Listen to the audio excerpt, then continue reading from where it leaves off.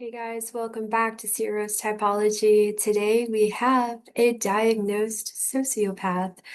And one question that I've seen come up quite frequently in the typology world is, can you still type people who are legitimately mentally ill, unstable, on the spectrum, and such? And I think that you certainly can, because like we're all just people. And what is a personality disorder other than a label, anyways? And I actually find Kanika Batra, quite fascinating, probably because she is so disinhibited, and I actually enjoy a lot of her content. And she plays to the strengths of her unique personality. I believe she is obviously a sociopath with narcissism, personality disorder, and maybe some other things. I don't really know. But I added her to our cognitive type database as an FI SE. As you can see right here, the lines and the dashes means here that she has polarized development, FI and TE integrated. This is kind of like the other side of what I do. She would be in the Gamma Quadra, and like here you can see that she has very rigid posture. And like this is what we do. I do these typings, by the way, where we break down people, what they're doing as far as like their facial expressions, their muscular activation, obviously the way that they're moving, their rigidity or like lack of rigidity. So we're looking at all these things and seeing the tie between our inherent psychology and how that shows up physically and how we can actually tie that to someone's psychology, their cognitive function usage. And it's very, very fascinating. And then, of course, I'm also looking at the overlap between someone's type, someone's cognitive type, and their Enneagram type, and her as a gamma, as an FISE or ISFP in MBTI. She would be technically an introvert, cognitively introverted, but it's not unusual for FISE types to also be an assertive type in the Enneagram. Like Madonna is also an FISE and an Enneagram 3. So it's not impossible. And FISEs can be a lot more forceful and embodied than someone like me who is an FINE. And we'll just say a slightly impractical creature who's just kind of exploring their way through life. These people are more forceful and impactful. And yeah, so anyways, there was that. And this is her website that I tracked down, The Psychology of Power. So she's teaching people how to think essentially more like a sociopath, to be more unabashedly self-interested, manipulative as needed. The psychology they don't teach you. And I thought the whole feel of the website it's a flex. And I feel like it's very giving for her core type, which I think is 3-wing 4, SXSO. Psychology of Power expert with 670K plus followers, author, speaker, and clinically diagnosed sociopath. It's flex. Teaching strategic psychology that builds obsession and commands authority. So building obsession, I think that speaks to SX, SO. She's contraflow. She's removed from her followers, but also engaging with them and teaching them and kind of like pulling the strings in a sense. So factor 1, psychopathy. I believe when she was younger, she had conduct disorder, basically like being very uninhibited, not respecting authority, getting in trouble habitually, doing things that are indicative of a lack of empathy. And she worked with some people to be able to kind of redirect those impulses into more pro-social pursuits, becoming successful, going after goals. Um, so and also a lot of like flexing on her own credentials. It's very three. I built my early career as a senior journalist at Lad Bible Group, writing about psychology and identity long before my own story became the story.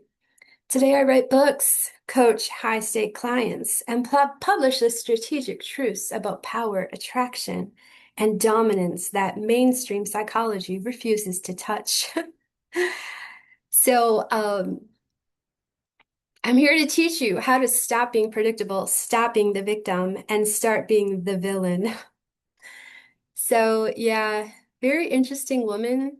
And you can see whatever you're going to see from just her pictures, the way she's choosing to portray herself. It's very obviously like sexually charged. She's very attractive. She's playing to her physical attractiveness in a way that also it's like kind of cold and icy and haughty, which is obvious points for her Enneagram type. And I also think it's interesting that she most often enhances her appearance with these icy blue contact lenses.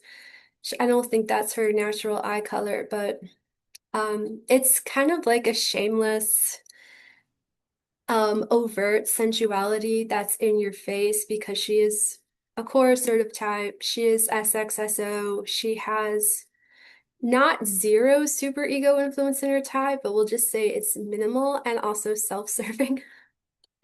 But like, I'm not saying like any of this is bad. Like this is just who she is, and at the end of the day, we just are who we are, right? And it's incumbent upon us to make the most of what we're working with and not, just wallow in excuses or heaven forbid use typology to excuse like, oh, I'm a 9, that's why I'm not going anywhere in life. I'm a nice person though, no excuses, just results. It's 3 stuff. Don't judge me because like I judge myself.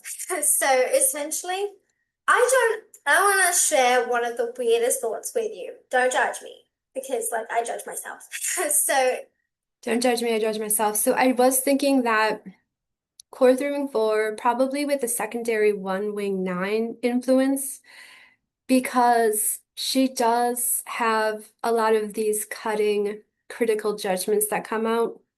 essentially, I don't understand why people. I'm a diagnosed sociopath. I'm going to take off the mask and tell you the bizarre thoughts I have. I have no sense of object permanency. I think a lot of people who have this disorder think the same way. If someone doesn't make plans with me, if I don't hear from them, and if I don't make plans with them out of my own volition, I will assume that they are dead, that they don't exist at all anymore. I find this to be quite a bizarre sensation because when I hear people talking about friends I haven't seen in like 10 years, I think, how can that person still be in your mind? How do they still exist? It baffles my mind to understand that people are actually hanging out with people they haven't seen for 10 years. When I hang out with people, I tend to think that because I make so many false promises, that because they have a job where they work 9 to 5, they can see me in what, 2 months? I think that they're making a false promise in return. For me, So it's interesting because we are all doing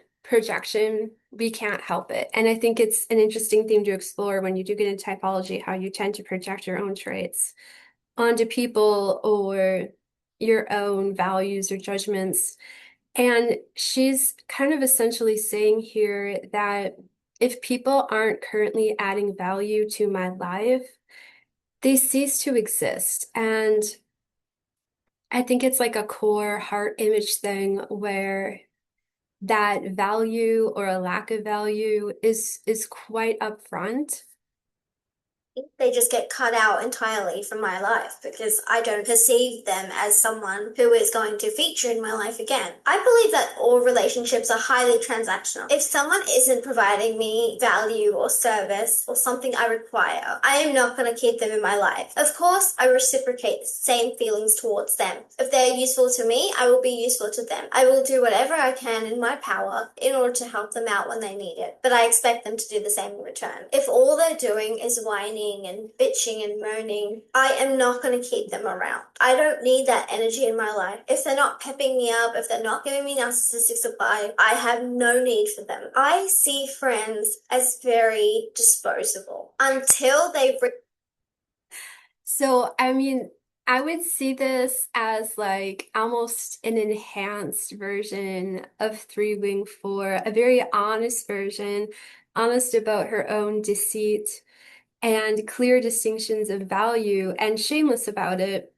Like you're either adding value to my life or you're not. And because relationships are transactional, if you're a good supply for me, I will be a good friend to you in return, but I have to be getting something out of it. reach a level in my life where they transcend that need for reciprocity. And I think you do need to be special in order to be friends with me. As horrible as that sounds, I know that I am special. So why would I sit around and waste my time on a nobody who I think it's great. Um, and there, so I'm seeing elements of frustration with like the one wing. You have to be special to be in my life. You have to be this individual that is very attractive, someone who has obvious value, or I don't want you in my life because you're gross. So there's like elements of the four wing. I'm special. The people around me have to be special. The one cutting critical, quick judgments.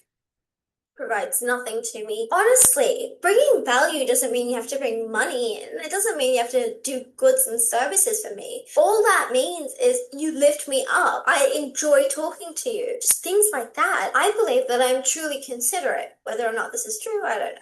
If you are not at least bringing me happiness or joy or something to look forward to, why would I waste my time on you? When I realize this about somebody, I'm extremely callous and I have absolutely no issues cutting them out because they don't exist as a person to me anymore. If they're not regularly putting input into my life, if they're not regularly making me happy, they're not going to be around. I don't consider many people to be worthy of genuine love. Of course, I lie to people and tell them I love them, but that's not actually what I feel. I have dated lots of people in my time. I don't sleep with these people because I don't think that you should sleep with anyone until you're in a committed relationship. But yes, I have dated plenty of people, and I don't find myself that easily attached to anybody. I think love is quite transactional too, just like it is with friendships. Within these relationships that I've had, when I see that this person is not bringing value into my So some delayed thoughts here. She's not going to like give it up easily. She's going to make them work for it.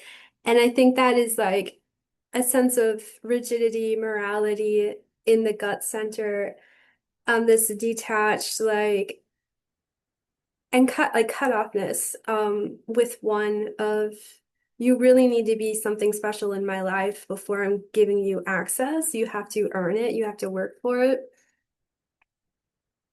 And I do think she's seven wing eight in head, for reasons that I'll probably elaborate on in a little bit. life. I don't feel like they deserve my time or my presence or my love. My love itself can be overwhelming because it only happens to very few people in my life. In all my previous relationships, I have never genuinely loved anybody. Obviously, where I am now, I am in love. I still believe it's a transactional type of relationship. I still try and do kind things on my end because I know what he brings to my life. I know that he makes me happy. I know that he keeps me stable. I know that no matter what, I can show him and tell him things that I can't do with anybody else. I'm in a very safe space where I feel comfortable enough to take off the mask, and that is not a common occurrence. I can't do that with other people. all that makes you invaluable. One thing that I've noticed about psychopaths is that they have the weirdest thought patterns and tendencies. Now, I'm not saying that I am a psychopath.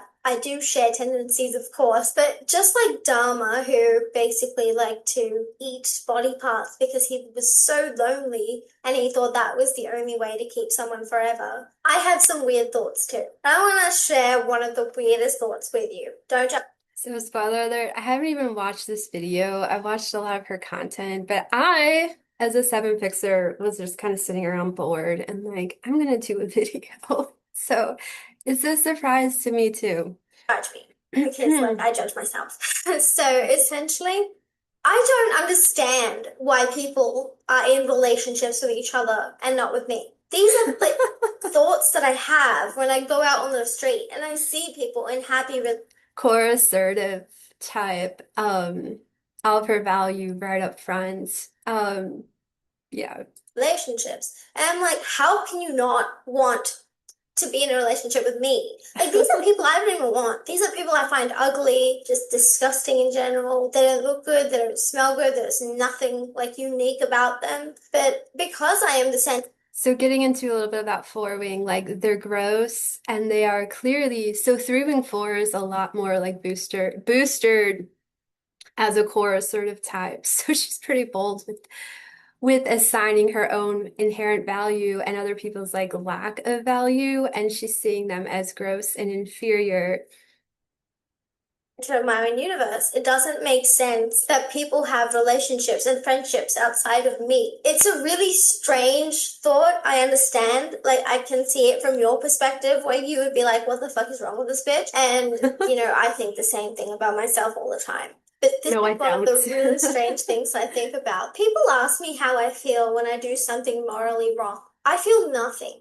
I feel genuinely nothing. If I have stolen something, if I have broken someone's goods, if I stole someone's credit card and went on a shopping spree, I didn't think about it twice. It was there, I took the opportunity, I moved on. I Sorry, Carol.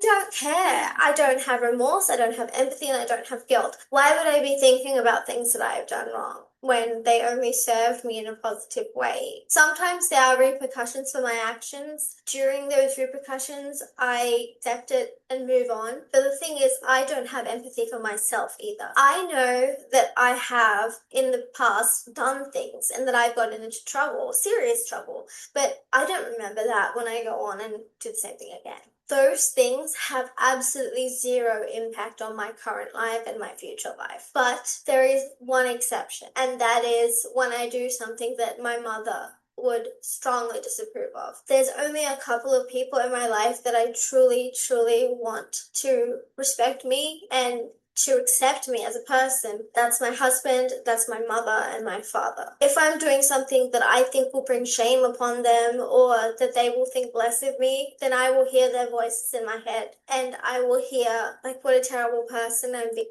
So a little bit about being a core attachment type there, even though her list of people that she actually values their opinions, their approval is very, very small.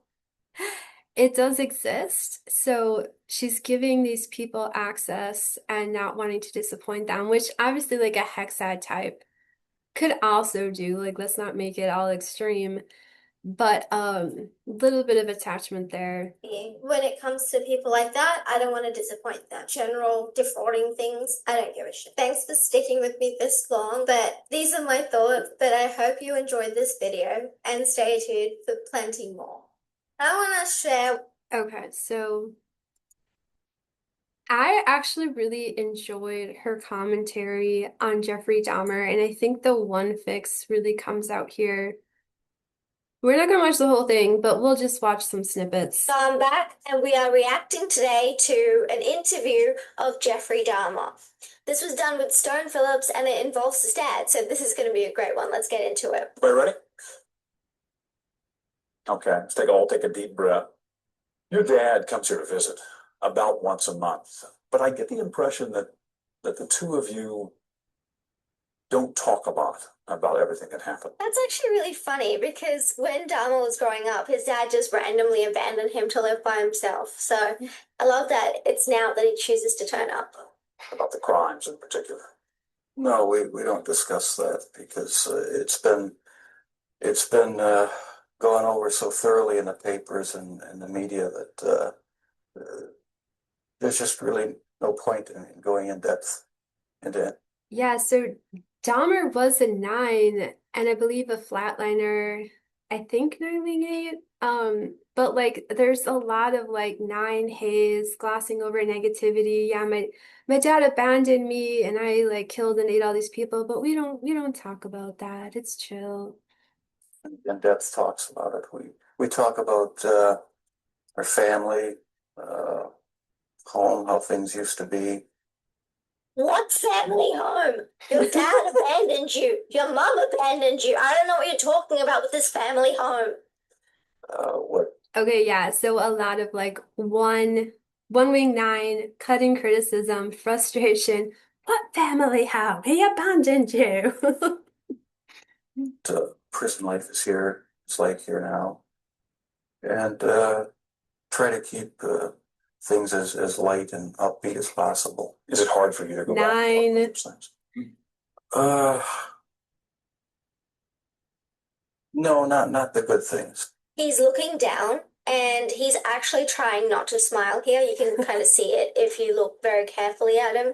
So I know a lot of people get that idea that he's not a psychopath, that he's just a borderline, but his behavior already is extremely psychopathic. He's already shifted the topic. He's talking about lighter things like what life in prison is like. There is no remorse behind those eyes. There is no emotion behind those eyes. And if you see that, you're gonna have to show me because I ain't seeing it. In fact, it gives me And it's kind of interesting because she thinks he's like a psychopath, and I don't really know. I'm viewing it more as like this heavily disassociated 9 wing 8 state of just refusing to address or name the obviously wrong, horrible things. You just gloss over it and disassociate. sense of comfort to talk about the few good times there were in the past. You say the few good times. Okay, so he is trying not to cry here. This seems like genuine emotion to me because he does bite his lip. You know, that's a sign of not wanting to say what you actually want to say. Like you're worried it'll come out of your mouth. And that's something that I really understand from his perspective because he didn't really experience many good memories. He was left alone as a child, and he was also an alcoholic as a child. Do you think of your childhood as having been profoundly unhappy? And I don't want this to turn into like an analysis of Dahmer, so we'll just skip around. Or didn't it veer off into that? Is taxidermy a normal hobby? No, like really, is it? Yes. Why I don't know. All I know is that I wanted to see what the insides of these animals looked like. Was there some pleasure in the cutting open of the animal? Yes, there was. No.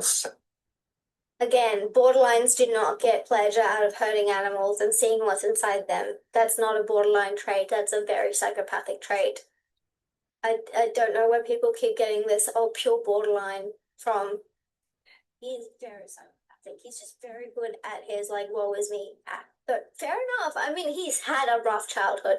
I cannot stress that enough. He has had a bad childhood. Sexual pleasure, but just Yeah, and there's that one presence of bringing correction to dysfunction where she's not only like very critical of them and the father and their like 9 disassociated glossing over things state.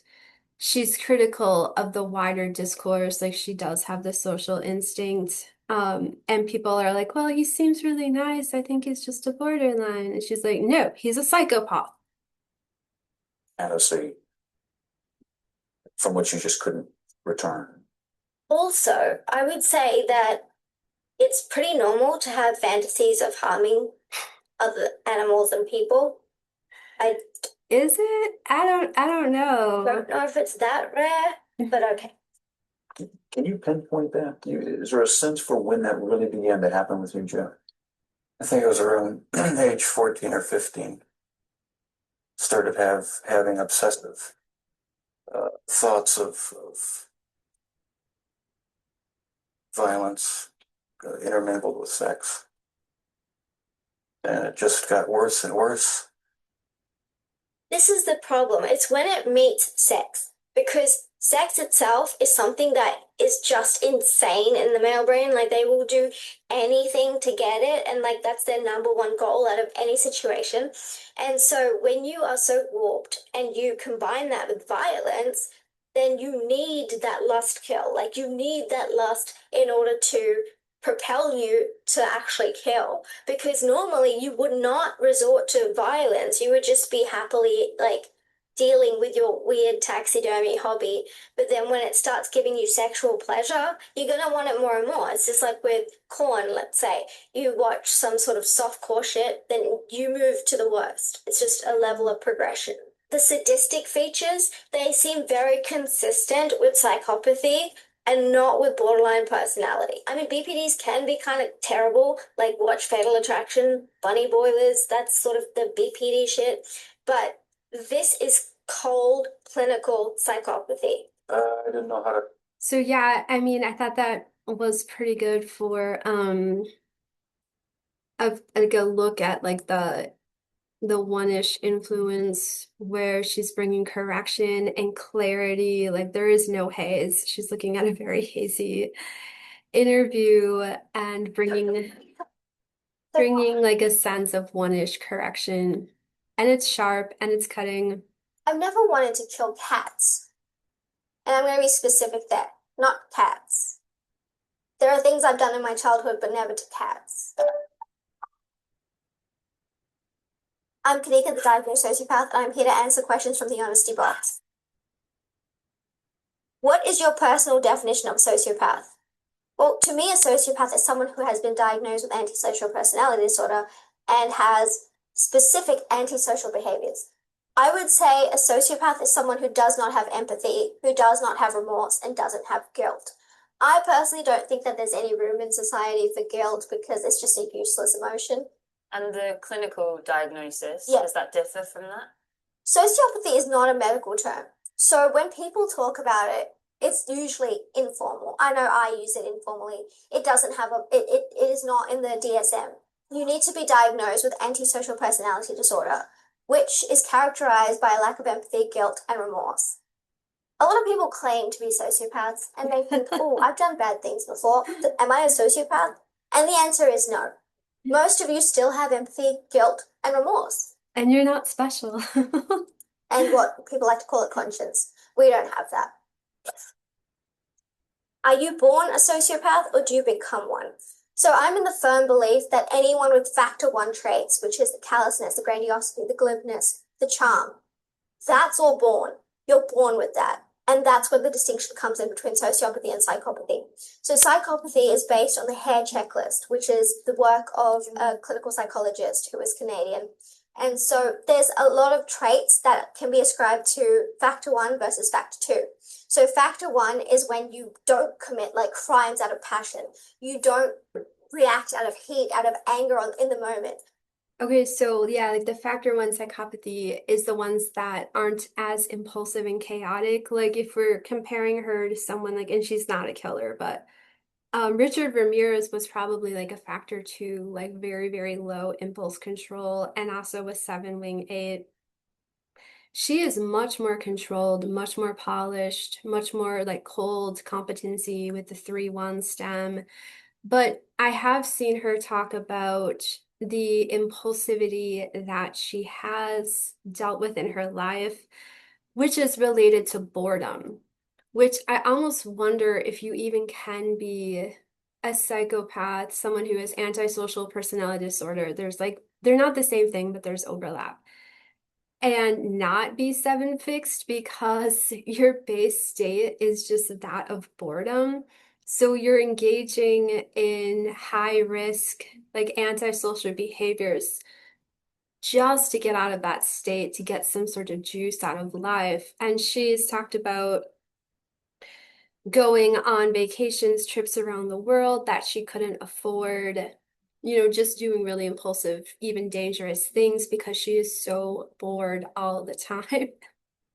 So that would be, core 3 wing 4, assertive, Um, but the added frustration reactivity element of the four wing with a double frustration stem of 1 in 7. So while she has a lot of self-control and ability to kind of like be honest with herself, because ones or one fixers, it's all about cutting honesty, no bullshit, and also self-control. I think especially with the 3-1 stem being both competency types, her life does have a like it could have gone very differently, but she is polished, she's professional, she's turned her, I guess, disability, her mental disorder into a brand. It's really like she's branded it like a good three into an ability to make a living and probably get her own form of supply from, she's getting attention, whether it's good or positive. She has a platform where she can talk about herself and get her own opinions out there and make money, make a living. You react out of coldness and a long, calculated strategy. And that's what I believe I have. The thing is I'm Yeah, it's cold, it's calculating, um, competency, kind of like a form of detached from those quick impulsive emotions like you would have if you were like a core reactive type, like a 4, 6, or 8. She has like almost she is pretty reptilian, where she's playing the long game. She's thinking in 4K, thinking in 5K, whatever. She's playing chess. She's not playing checkers. not impulsive and reckless. I am when it comes to adventures. I am not when it comes to revenge and plots. I can spend a year, 2 years working on a plot to get back at somebody. I do not get into fist. I wonder if she'll watch this video. Um, I love you, Kanika. Please don't destroy me. But she did mention being impulsive when it comes to adventures, and I think that speaks to like 7 wing 8. Fights. I do not get aggressive. I do not do things that will cost me my freedom, my life, and my social circle. How can you spot a sociopath? The funny thing is, people think sociopaths are going to be scary in person, that there's a distinction between them and other people. The truth is, there really isn't.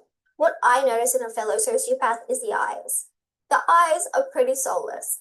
If you see me get angry, you will see my eyes become soulless. But I personally had to teach myself how to blink more often because I was freaking people out. And so that's something that you will notice, the ability to hold eye contact for as long as possible. Usually because we don't have the same stress response as other people, we're also very calm in tough situations, and we're calm when we even get like almost hit by a car, like I was the other day. My heart rate did not go up at all. So when you notice someone who is exceptionally calm, exceptionally good in stress, it's highly likely that they could be a sociopath.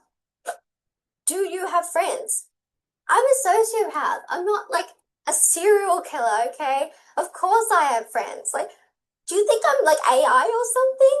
I have so many friends. I've had long-term friends. I've had people who I find to be disposable. And so I'll get rid of them when they stop having a use. But my real friends who are within the core, they get the best friendship imaginable. Like, I will do anything. So here is like the core 3 wing 4 stuff where like she's like, of course I have friends. She's signifying her social value and also signifying her value as a friend. Like if you are like worthy to her, then you are gonna get the best friend. For these people. But where you'll lose me is consistency. And so whoever falls off based on that, I understand. I'd be annoyed too. What do you look for in a friend? I like someone who is going to be loyal, who will not generally start fights or create a hierarchy within the friendship circle. I don't like hierarchies in those social settings. I think what she's really saying is that she'll like someone who's more passive and won't try to outshine her by creating a hierarchy. Who will let her be the main character and like pivot around Kanika's gravitational pull. Need someone who is willing to be there for me at 2 a.m., like I'm there for them at 2 a.m. What percentage of the population has ASPD? I believe it's approximately 1 to 4% of the population has ASPD. And I would say it's probably more than that because women are very underrepresented. And that's probably because our acts are not usually violent because we are small. We don't have the same advantages of men in that domain. Is there an even gender split? No, absolutely not. Men are far more likely to be sociopathic. Men are far more likely to be psychopathic. Men are far more likely to be violent, to be aggressive, and to have the physical size in order to. And I think even here, she's like communicating her unique specialness in three and four type of way. I'm really, really rare because I am a female sociopath, but I'm also a superior sociopath because I'm not necessarily impulsive or violent. I'm cold, I'm calculating. Assert that dominance, whereas women just don't have that. Best way of dealing with a sociopath. Okay, so this depends on whether you are dealing with a bad sociopath who you want to get rid of versus someone you want to keep. So if you want to get rid of a sociopath, what you have to do is become exceptionally boring. We cannot tolerate it. We honestly cannot tolerate boredom. So Cannot tolerate boredom. So yeah, a lot of frustration influence in her type. 7 wing 8 in gut, making her like extra gutty. So she's a core heart type. 7 wing 8, that's really getting as far in the head center as you can to the gut center. And then 1 wing 9 in gut. So, I mean, in her type, there's really elements of all three gut types. the minute you start being less interesting to us, we'll lose. Like we'll drop you. You could become very needy, very clingy, very dull, ugly, gain some weight. That sort of stuff will make us lose interest in you. We are so bored as a baseline. If you bore us even more, we're gonna cut you real quick. Like you'll be out of here in no time. When you say bored as a baseline, what do you mean by that? So So don't be boring, don't be gross, don't be fat. 3 and 4. So I get bored basically just existing. So I don't necessarily feel boredom in the way a child would, but I feel this like sense of restlessness or agitation when I'm not actively a part of something that's going to bring me success or bring me fun. So that's So I feel bored when I'm not actively part of something that's going to bring me success. So again, this is like really raw, stripped down 3 wing 4 because she does have this pathology. So it's like the 3 wing 4 stuff is just enhanced. It's kind of more naked because she doesn't really necessarily feel much shame, if any, about unmasking in this sense. Like, I think it's probably freeing for her because I'm guessing in a lot of her social situations, she does have to mask and act warmer and less reptilian than she is. So it probably feels very freeing to be like, yeah, if you're boring, I'm gonna get rid of you. when I start spending wild amounts of money, going on trips I never planned earlier, just forgetting medications and deciding to stop taking them because And I think that's also like some SP blind stuff, going on trips, adventures, forgetting to take my medications. Life is so boring, just throwing caution to the wind. convenient going to a pharmacy, that boredom really gets in your bones, and then you just have to do something about it. So it's already so bad. When you exacerbate it, of course we're going to get rid of you. Did you want to kill cats as a child? No, I don't think I've ever wanted to kill cats. I adore cats. I have 4 Persian cats. So no, I've never wanted to kill cats. And I'm going to be specific there, not cats. There are things I've done in my childhood, but never to cats. Okay, so of course she has 4 Persian cats, like these beautiful, rare specialty cats, where most of us just get our cats from a neighbor's farm or the animal shelter or whatever. And even the fact that she idealizes cats, which are kind of like cold and finicky and bitchy and non-committal, like she is cat-like. Do you want to elaborate or no?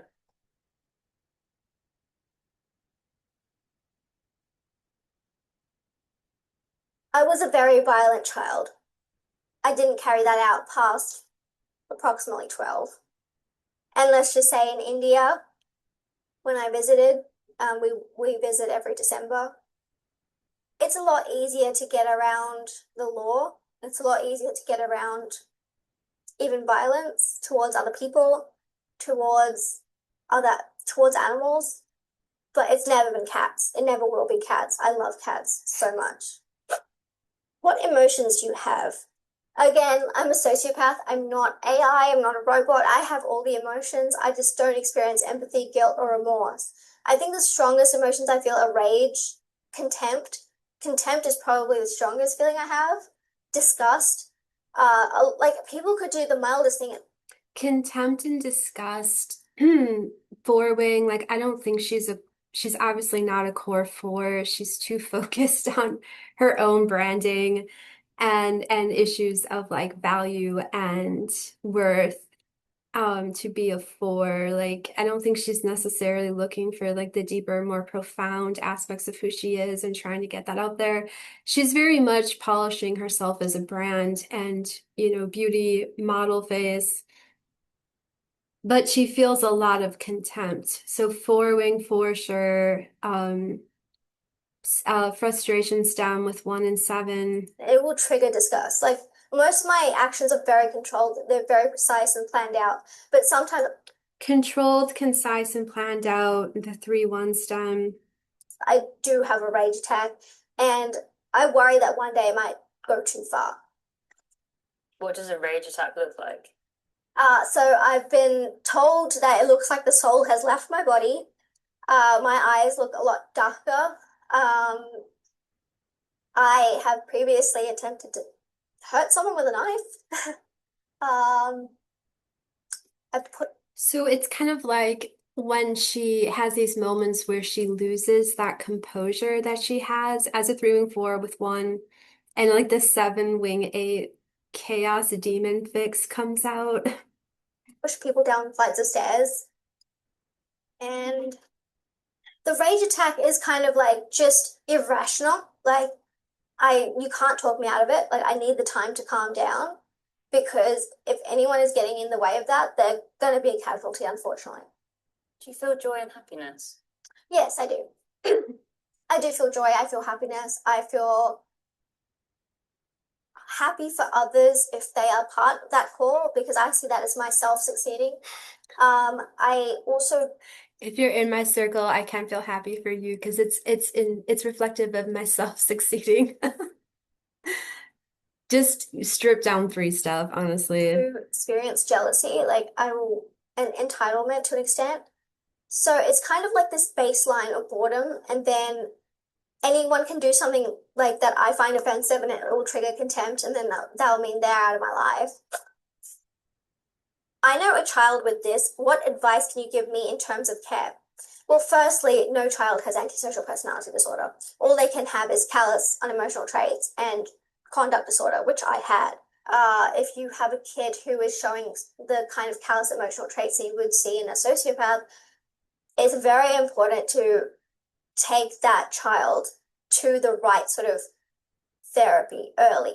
Because even when I was 21, which is when I got diagnosed, my psychiatrist, he's a forensic psychiatrist, he mainly works with prisoners, he wasn't quick to give me my label because he thought, look, you're 21, your brain's still malleable. We can kind of do what we can to negate these qualities. But eventually he just realized that it was immutable in me. It was completely immutable. There was nothing that they could do to change that. All he could do was show me how bad the prisons were in order for me to not commit strong acts of violence. But yeah, no children can have this, and no child is just a monster from childhood. Like no child is like that. Like even when I was 3, I mean, my mum used to call me a monster, which I thought was like quite despicable to say to a 3-year-old. But it is what it is. And you mentioned So you can see a little bit of that one-ish superego. Her mom called her a monster and she thought that was despicable. But later, I mean, in the other part, she said that her mom is such an important person to her, she doesn't want to disappoint her. So a little bit of like attachment influence. But also maybe she recognizes that her mother was correct and she can accept that in kind of an unemotional way of like, yeah, I mean, I was a monster, but that's still a terrible thing to say to a child. And also, she is doing like a one-ish thing of educating the public, but using herself as an example and giving people really proactive tips about how to navigate relationships with people on the ASPD spectrum, or even help people to navigate the dynamics of power and relationship and success. In therapy, what is I guess, the purpose of that therapy? What's the kind of end goal?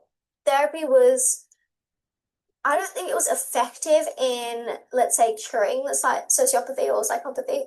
It wasn't like that. It was more just managing the symptoms rather than treating them. Because the thing is, with therapy, it can make you worse because it teaches you how to manipulate more effectively and which language to use to uh, extract the most you can out of other people and still sound decent and humane while you're doing it.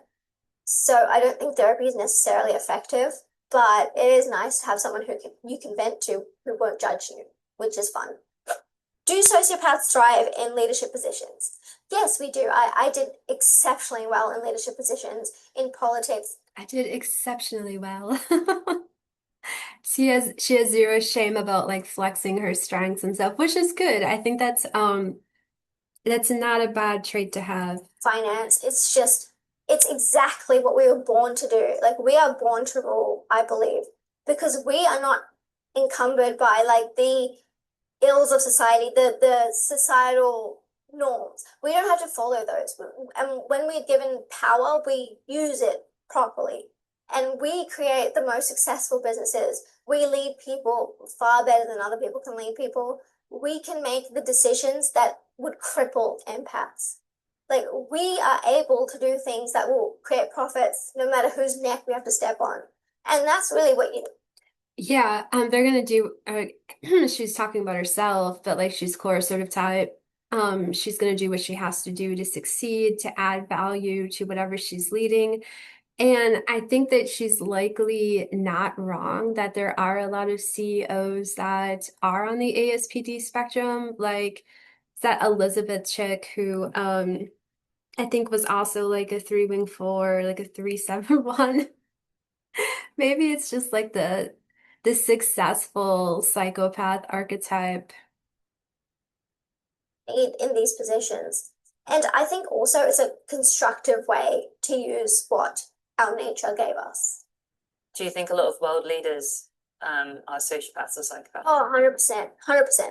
I don't necessarily want to get sued, but so let me just say a lot of world leaders are very sociopathic, if not full-blown antisocial personality disorder. What Yeah. stops you from acting out when Yeah, that's interesting and correct. someone like Bundy didn't? So Bundy had the privilege of existing in the 1970s when surveillance wasn't a He had the privilege. thing, and we didn't have Uber, we didn't have Facebook, we didn't have Meta like tracking our every movement. When the police didn't understand how DNA worked, that was something that Bundy was very, very privileged to have. Unfortunately, now I like one thing. Unfortunately now. So that kind of makes me wonder, like, how would she be existing, moving in the world if she had been born in like the 1940s and was part of like the countercultural revolution? Like, what would the body count be? Is I don't have the size advantage. Like, I would have to do something very stealthy if I'm trying to get rid of somebody, whereas a man can use Yeah, and it's just like cold competency stuff. Like she's calculating the odds, running the numbers all the time. physical strength to overpower somebody.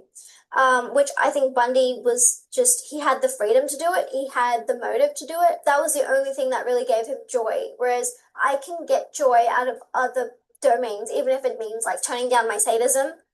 I can still get joy from other things that I do, which I think the I think it's probably just being successful, building like content that people are watching, getting money, going on vacations. ones who are very violent and it's tied to their sexuality, it's kind of like they go to a certain level and they just can't come back. And so I always try to understand where that threshold is for me and understand that if I go past that, I'm going to throw my entire life away. And I can throw minor things away. Like I can throw away a year or like two. But if I commit an act of brutality, there's like a 99% chance I will get caught because I'd be sloppy. Like Bundy himself was also sloppy, but a lot of them weren't. A lot of them were clean about what they did. And even if they weren't, like no one was going to catch them. Whereas for me, I'd get caught real quick. So I don't have that luxury. I don't have the strength luxury, and I don't have the ability to spend a long time incarcerated. And I understand where my threshold is, and clearly a lot of these people didn't, especially Bundy. So Yeah, it's interesting she's talking about those things as like luxury is the ability to get away with stuff, like pre like really dialed in forensic science and stuff. So yeah, this is her Instagram. I think it's just to me it's just really obvious. Three wing four SXSO stuff. I don't really know what else to say, but there is like this one-ish teacher thing that she's doing. Psychopathic relationships where we decide that you're no longer valuable. We start hating you. One of those reasons is that you're too high maintenance. We cannot do high maintenance, and that's why I could never be a BPD's favorite person. I am not willing to put in high effort unless I'm getting high return of investment. Anytime I see someone sending me like 8 messages at once, I just look at it, I feel disgust. I'm like, I don't want to answer this right now. Then I end up not answering it ever because it's just too much effort. It's too laborious. Number 2 is that I start seeing you as a human being instead of the pedestal fantasy that I've been imagining the whole time. I know that you logically can't live up to that, and I know logically that I shouldn't expect that, but somehow I still do. And when that doesn't come to pass, it's kind of like, what the fuck am I doing here? Like, I need to get out of here real quick. Biggest factor I've run from is someone. Yeah, so that's interesting, and I think that speaks to the frustration, idealism aspects of her type. Like the frustration types are 4, 7, and 1, which she has in her stack for in like, the 4 wing, 7 fix, 1 fix, a lot of idealism.